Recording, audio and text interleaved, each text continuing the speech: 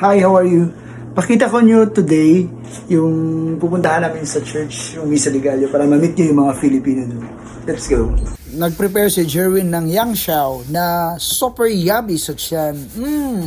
So guys, nandito na kami ni Ate Carol sa simbahan at papasok na para sa Misa de Gallo. So guys, kung nakikita nyo, hindi masyadong ganun kadami yung taong nagsisimba. At saka mostly talaga na pumunta yung mga Filipino. At pagkatapos ng simba, of course, eto na yung pinaka the best is yung mga pagkaing Pilipino na inaabangan ng mga Pinoy na nasa Canada. Kasi minsan lang namin to nakakain dito during this time. Na alam ko, sa Pilipinas, always itong siniserve. So dito, nakakain lang namin to during this time sa Misa de Gallo. So yan, kung nakikita nyo, ito yung mga Filipino na nasa Brooks. Ito yung association ng mga Filipino. Tinatawag nilang Filipino-Canadian ng Medicine Hat.